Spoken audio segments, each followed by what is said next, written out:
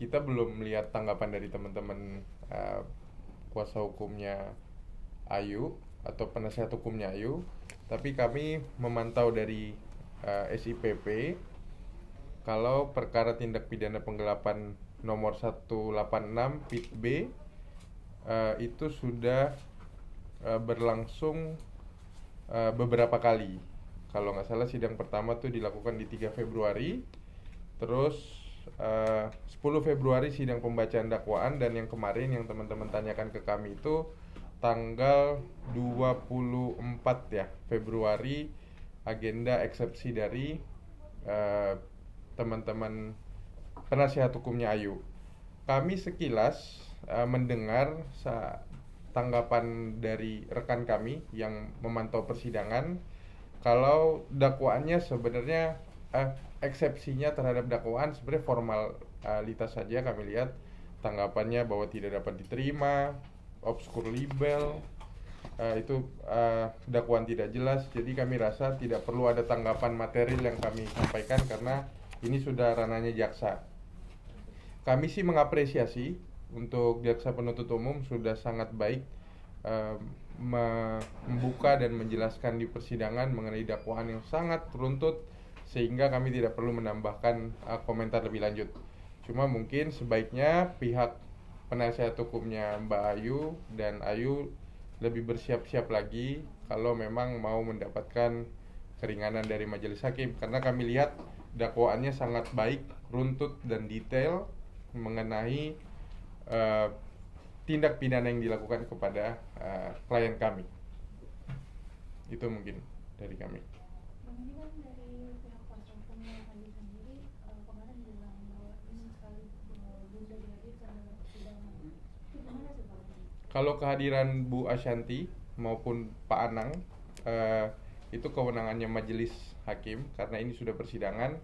Kami sebagai kuasa hukum pasti akan terus mendorong dan memberikan advice bahwa kita harus mengikuti proses hukum. Kami tidak ada ketakutan sih kalau Bu Ashanti atau Mas Anang harus hadir. Cuma memang Mas Anang dan Mbak Ashanti kalau nggak salah lagi di luar kota. Pihak sana kan mengatakan juga bilang pengen mediasi, tapi respon dari pihak Ashanti sendiri nggak ada respon atau gimana? Wah, kalau mediasi kita pasti selalu baik kok dari awal. Kita menanggapi, kita sampaikan juga pesan-pesannya. Cuma memang pidana nggak bisa disamakan sama perdata. Jadi tim kami ada Pak Birawa, Pak Jordi, dan Pak Sadis Mbak Devina kemarin juga sudah mengikuti persidangan di perdata. Kalau perdata memang kita pasti ada mediasi kok, dan kita kooperatif kok. Cuma yang untuk pidana kan restoratif justice-nya di pihak kejaksaan, jadi kami tidak bisa komentar lebih lanjut untuk itu. Kalau kooperatif kita kooperatif banget, kita siapin kopi macam-macam, ngobrolnya juga enak kok waktu itu sebelum bulan puasa. Bang, tadi kan abang bilang dakwaannya tersusun rapi. Kalau boleh tahu, mungkin ini sudah ranah jaksa kan? Apa aja sih dakwaan dari jaksa sendiri untuk Ayu, kan ya pada tahap eksepsi ya Mas? Yeah.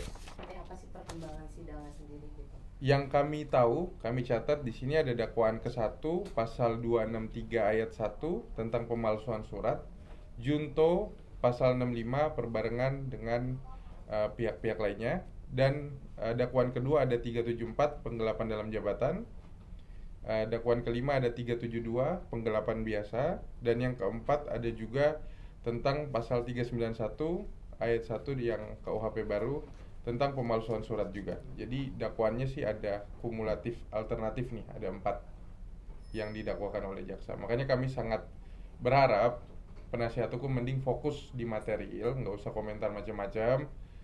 Dakwaannya nih menurut saya cukup perlu energi yang baik biar bisa membuktikan, biar nggak fitnah-fitnah lagi.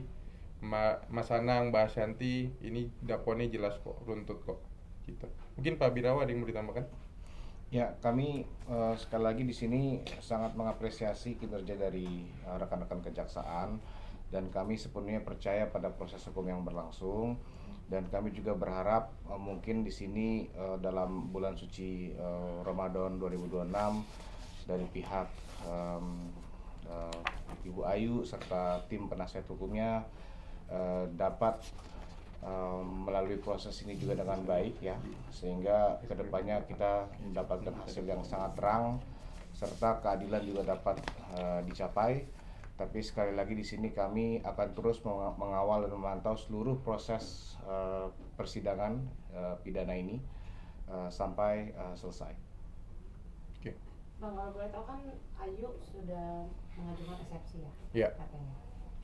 Boleh tahu nggak sih eksepsi apa yang diajukan oleh Ayu? Mungkin dari pihak Ashanti mengetahui.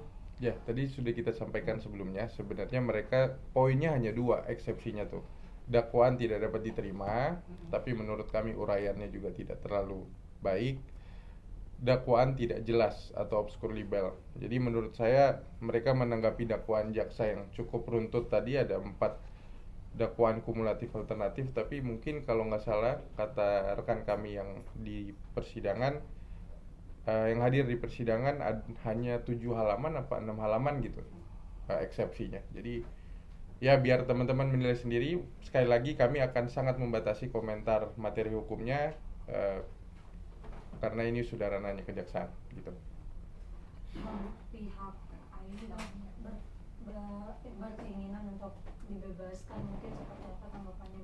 Wah, kalau membebaskan itu kan balik lagi ada kewenangannya di majelis hakim sekarang. Ini sudah sidang restoratif justice. Kalaupun memang mereka menggaungkan itu, harusnya dari awal banget kami selalu peringatkan sebelum ada laporan polisi, kalau yang minta maaf ya minta maaf yang benar gitu. Jadi kami sih tidak akan komentar lebih lanjut lah untuk itu, Mbak. Tadi disebutkan pihak Ayu kan bilang dakwaan tidak jelas ya. Karena padahal menurut kuasa hukum Ashanti itu dakwaan itu jelas ya, penggelapan, contohnya penggelapan tanda tangan itu ada buktinya lengkap ya, Bang. Iya. Sangat jelas. Jadi makanya kami saja sekilas tim kami riset tadi di SIPP langsung menemukan ada 4 dakwaan kumulatif alternatif ini. Jadi kami rasa kok dakwaannya jaksa sangat jelas dan sangat bisa diterima. Cuma ya memang mungkin template untuk pembelaan yang harus dilakukan penasihat hukum kami memahami profesionalitasnya. Cuma ya mungkin lebih fokus nanti di pembuktian aja gitu. Tadi disebutkan ada 7 halaman apa 6 halaman. Iya, informasi rekan kami yang ke sana katanya 6 halaman kalau Itu nggak salah. artinya apa, kurang banyak atau Biar majelis hakim yang menilai, kami hanya menyampaikan fakta aja. Tapi Bang, sejauh ini komunikasi dengan Bunda dan Mas Anang maksudnya berkeinginan untuk datang langsung, dan Ayu bilang dia cuma minta permintaan maaf.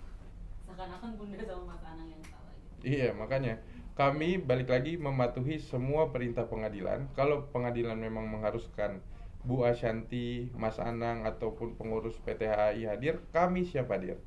Dan untuk bilang kita yang minta maaf aneh. Ini yang didakwa siapa kok kita yang disuruh minta maaf. Ini yang bikin mungkin salah satu perdamaian gak mungkin tercapai gitu. Gak ada yang mau ngaku. Gitu ya.